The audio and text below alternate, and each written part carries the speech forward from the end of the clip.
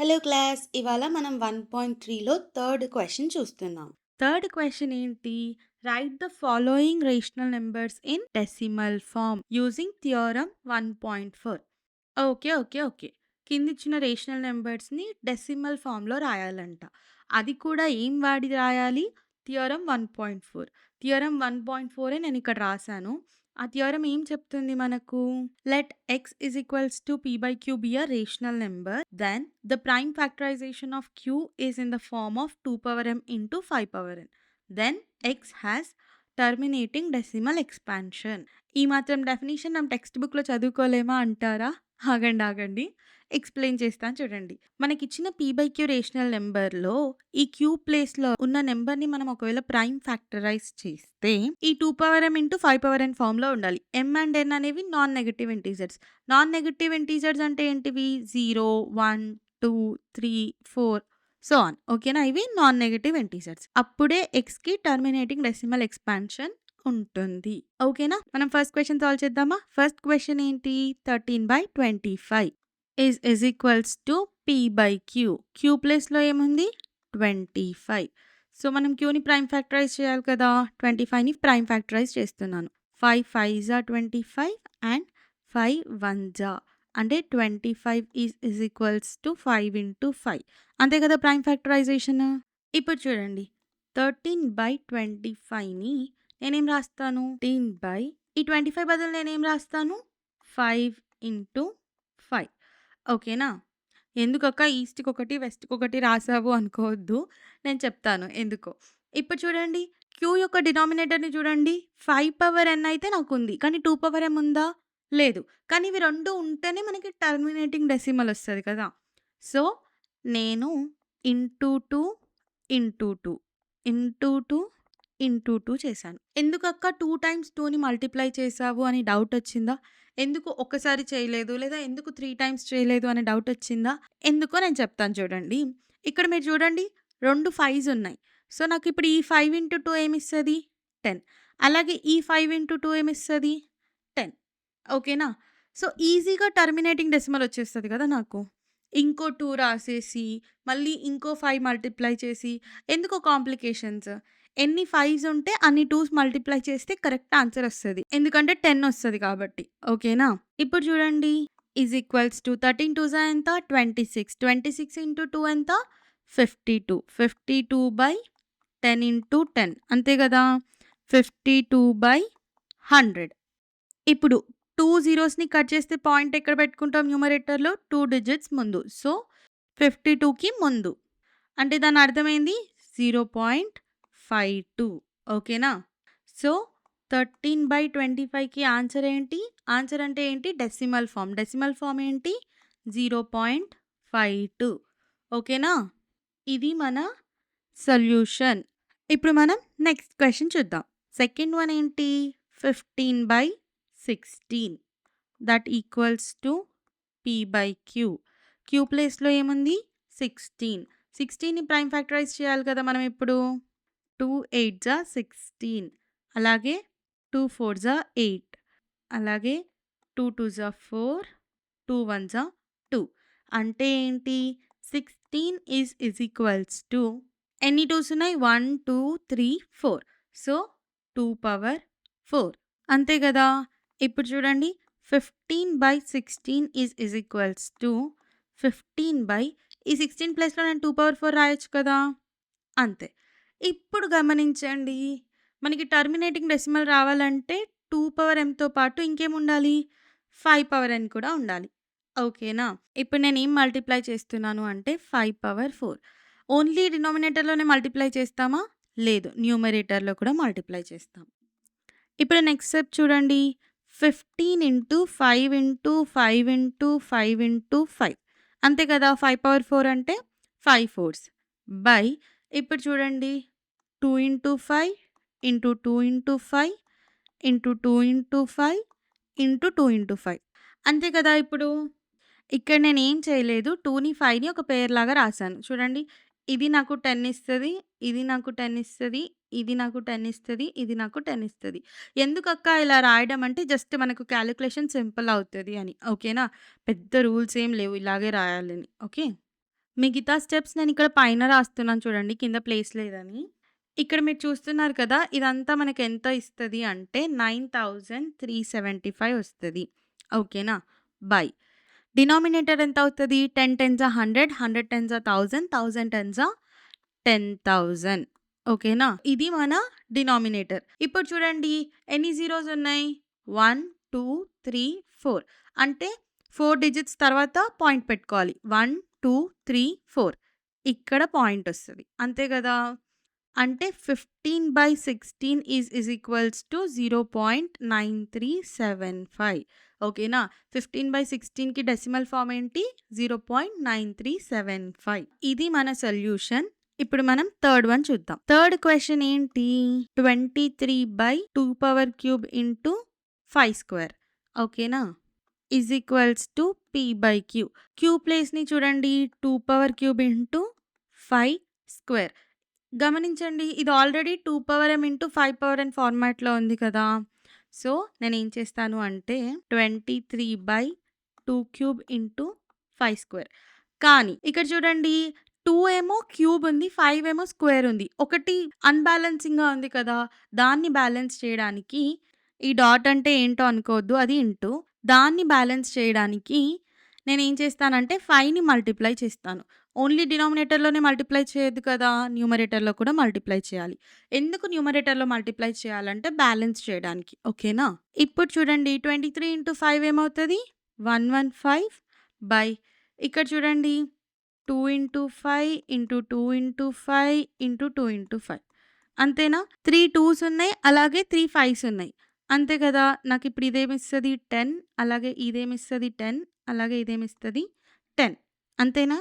ఇప్పుడు చూడండి 115/10 tense or 100, 100 tens or 1000 అంతేనా? ఇప్పుడు చూడండి డినామినేటర్‌లో ఎన్ని జీరోస్ ఉన్నాయి? 3 జీరోస్. ఈ 3 జీరోస్‌ని కట్ చేసుకుంటే పాయింట్ ఎక్కడ పెట్టుకుంటాం న్యూమరేటర్‌లో? 3 నంబర్స్ ముందు. అంటే 1కి ముందు. సో, ఏమవుతది మన ఆన్సర్?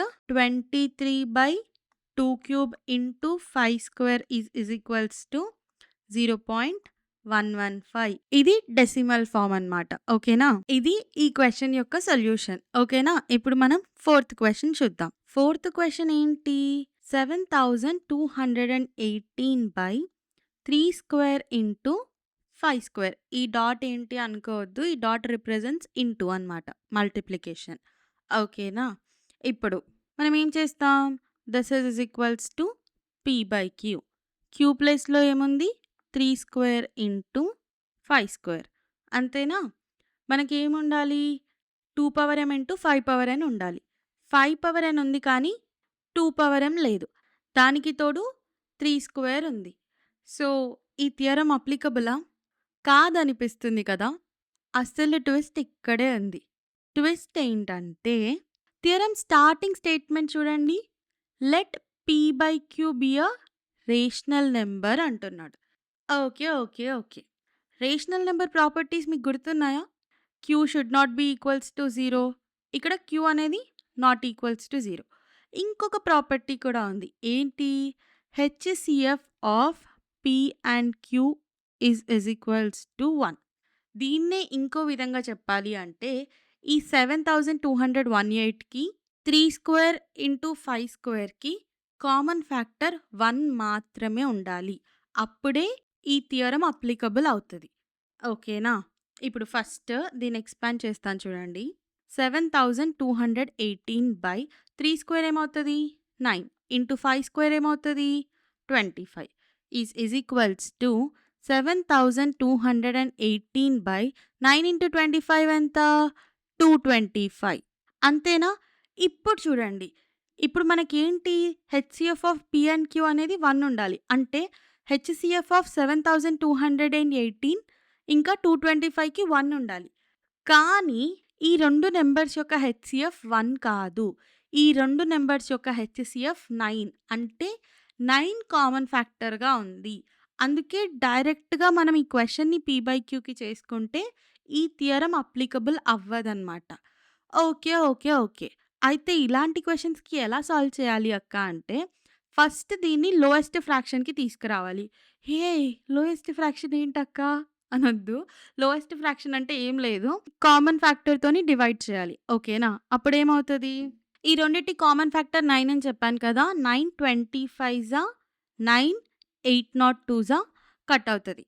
ఓకేనా? సో, ఇప్పుడు మనకిచ్చిన క్వెషన్ దేనికి రెడ్యూస్ అయిపోయింది?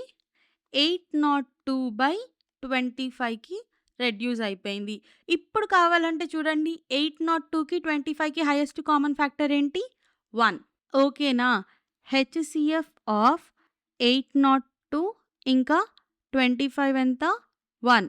అంటే ఇది లోయెస్ట్ ఫ్రాక్షన్ అన్నమాట. ఓకేనా? ఈ రెండిటికి ఏ కామన్ ఫ్యాక్టర్ లేదు 1 కాకుండా. సో, ఇప్పుడు థియరమ్‌లో మన ఫస్ట్ లైన్ సాటిస్ఫైడా? P/Q be a rational number. ఇది రేషనల్ నంబర్ రూల్స్ అన్ని సాటిస్ఫై చేస్తుంది కదా! 802/25. అక్క మేము రేషనల్ నంబర్ రూల్స్ మర్చిపోయాం అనుకుంటే మీరు 1.1 ఇంట్రొడక్షన్ చూడాల్సిందే. ఒకసారి చూసేసి మళ్ళీ ఈ క్వెషన్‌కి రండి. ఓకేనా? ఇప్పుడు 802/25 మన క్వెషన్. అలా. వాడు ఇచ్చిన ప్రతి క్వెషన్‌కి డైరెక్ట్‌గా థియరమ్ అప్లై అవుతది అని మనం చెప్పలేం. ఓకేనా? మనం థియరమ్ అప్లై చేసుకునే రూల్స్‌ని వెరిఫై చేసుకున్నాంకనే అంటే రేషనల్ నంబరా కాదా అని వెరిఫై చేసుకున్నాంకనే ఈ 2 ఇంటూ 5 రూల్ అప్లై చేయాలి. ఓకేనా? కావాలంటే నోట్ చేసుకోండి. ఇప్పుడు నేను దీన్ని ఎరేజ్ చేస్తున్నాను. ఓకేనా? ఇప్పుడు 802/25 కదా మన P/Q. ఇప్పుడు చూడండి. Q ప్లేస్‌లో ఏముంది? 25. ఓకేనా? సో, 25ని ప్రైమ్ ఫ్యాక్టరైజ్ చేయాలి. ఏమొస్తది? 5 5 25, 5 1 5. అంటే 25 ఈజ్ ఈక్వల్స్ టు 5 స్క్వేర్. 2 5స్ ఉన్నాయి కాబట్టి నేను స్క్వేర్ అని రాసేసాను డైరెక్ట్‌గా. ఇప్పుడు మిగతా స్టెప్స్ అన్నీ సేమే. ఓకేనా? ఏంటి? 802/25 దట్ ఈజ్ ఈక్వల్స్ టు 802 ఈ 25 బదులు నేనేం చేస్తున్నాను?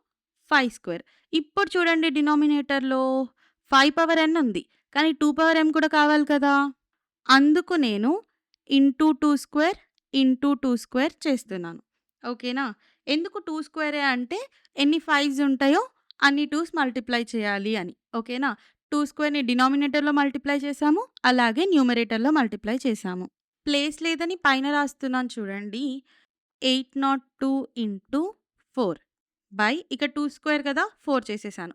ఇప్పుడు 2 ఇంటూ 5 ఇంటూ 2 ఇంటూ 5 ఏం లేదు. నేను ఈ డినామినేటర్‌ని కాస్త 2, 5 పెయిర్స్ లాగా రాసేసాను.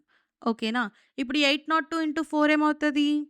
3208 బై ఇదేమొస్తది నాకు 2 ఇంటూ 5 10. 2 ఇంటూ 5 10 అంటే 10 టెన్స్ 100 అయిపోతది. ఈ 2 జీరోస్ ఉన్నాయి. 2 జీరోస్‌ని కట్ చేసుకుంటే మనం పాయింట్ ఎక్కడ పెట్టుకుంటాం న్యూమరేటర్‌లో? 2 నంబర్స్ తర్వాత. అంటే 80 ముందు. ఓకేనా? ఇక్కడ పాయింట్ ఒస్తది.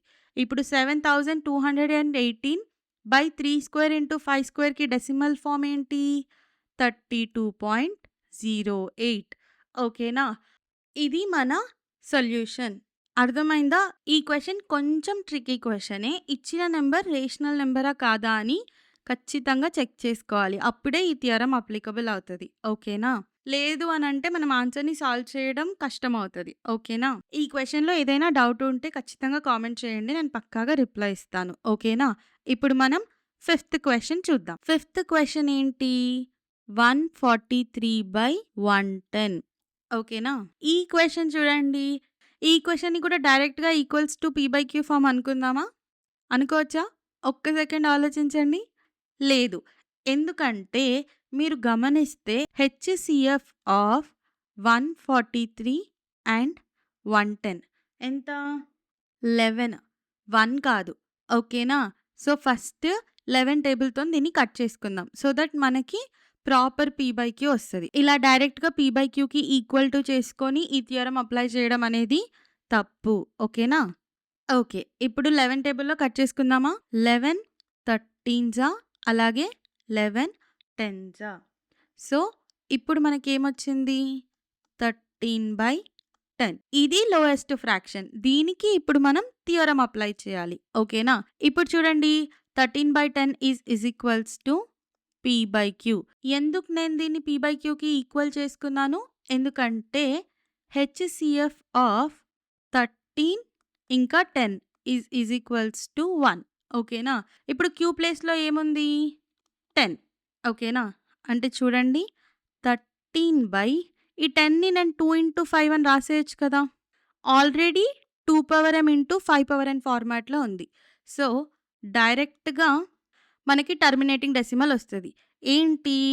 13/10. ఇప్పుడు చూడండి డినామినేటర్‌లో ఒక 0 ఉంది. అంటే దీన్ని కట్ చేస్తే న్యూమరేటర్‌లో ఎక్కడ పాయింట్ పెట్టుకుంటాం? ఒక నంబర్ ముందు. అంటే 3కి ముందు. అంతే కదా! సో, దీని అర్థం ఏంటి? 143/110 యొక్క డెసిమల్ ఫార్మ్ ఏంటి? 1.3. ఇది దీని అర్థం. ఓకేనా? ఇలా మనం థియరమ్ అప్లై చేసి ఈ 5 క్వెషన్స్ యొక్క డెసిమల్ ఫార్మ్ కనుక్కున్నాం. అంతే కదా! ఈ క్వెషన్‌లో ఎక్కడైనా డౌట్ ఉంటే ప్లీజ్ డూ కామెంట్. నేను ఖచ్చితంగా రిప్లై ఇస్తాను. ఓకేనా? అలాగే మీకు అర్థమైతే అర్థమైందని కూడా చెప్పండి. అది మాకు చాలా మంచిగా అనిపిస్తది. Please do like, share, comment and subscribe.